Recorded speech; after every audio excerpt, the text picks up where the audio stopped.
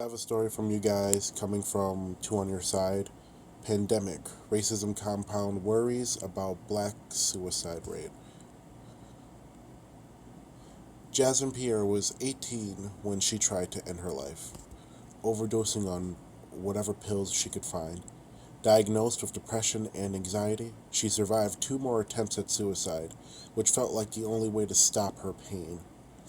Years of therapy brought progress, but the 31-year-old black woman's journey is now complicated by a combination of stressors hitting simultaneously: isolation during a pandemic, a shortage of mental health care providers, and racial trauma inflicted by repeated police killings of black people.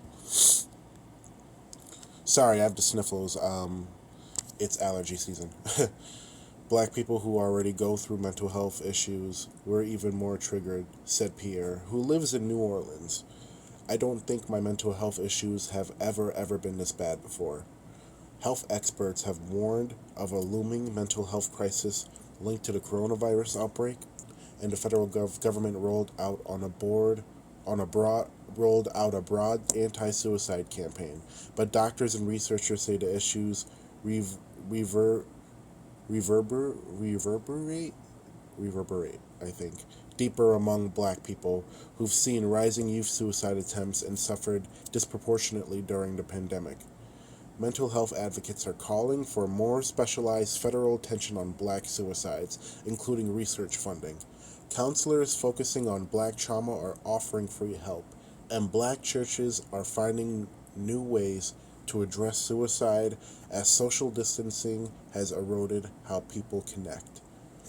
There has been a lot of complex grief and loss related to death, related to loss of jobs and loss of income, said Sean Joe, an expert on black suicides at Washington University in St. Louis.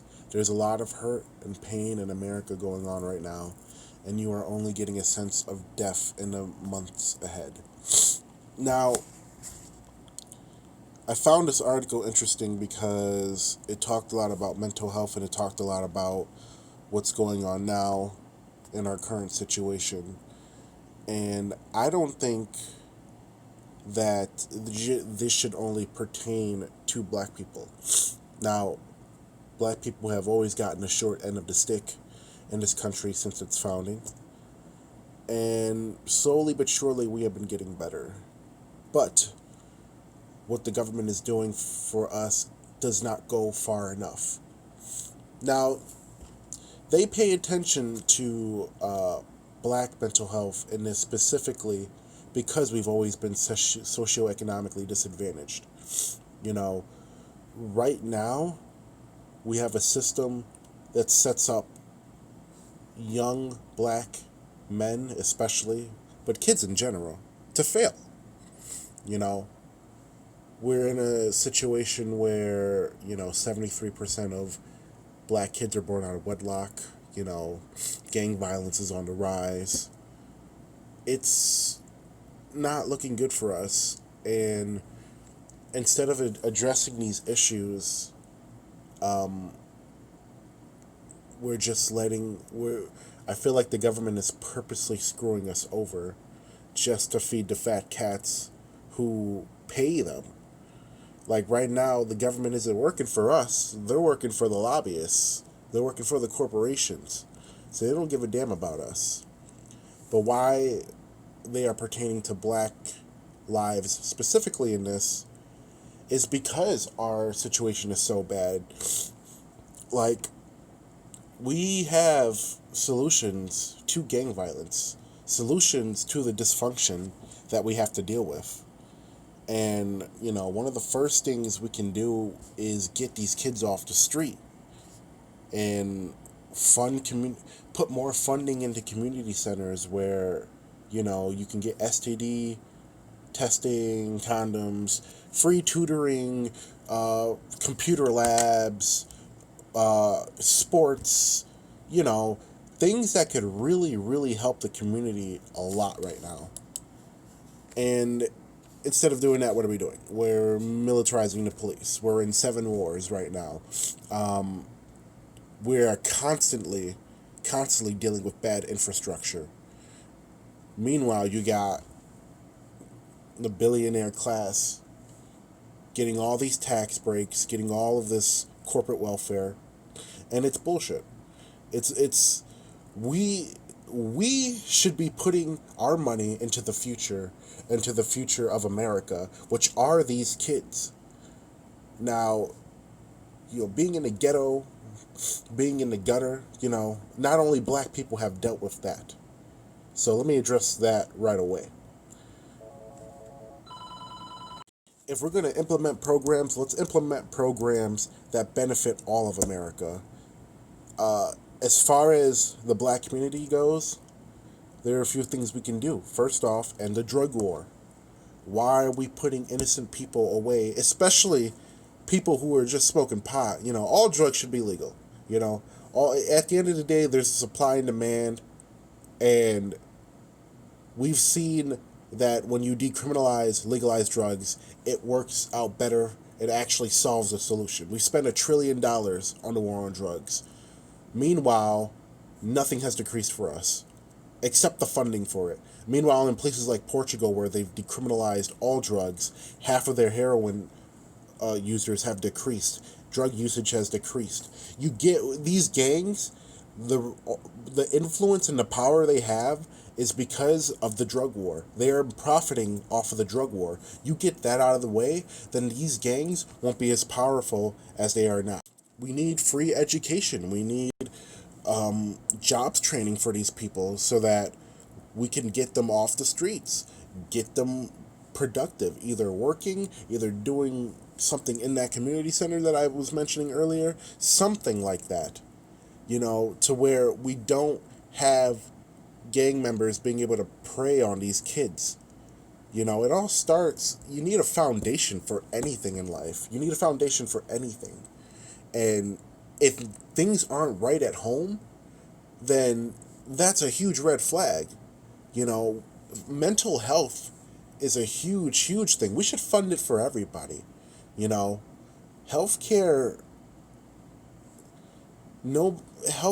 nobody should be dying from a lack of healthcare coverage. Nobody should be suffering from a lack of healthcare coverage. If you can't afford healthcare, the government should provide it to you. Now, as far as that goes, that would help us with a lot. There's so much mental health going on right now that we're not addressing, and government officials, law enforcement officials, they aren't being trained to deal with mental health, people with mental health the right way. So that's another problem we got. We have to fund mental health. That's a huge, huge problem.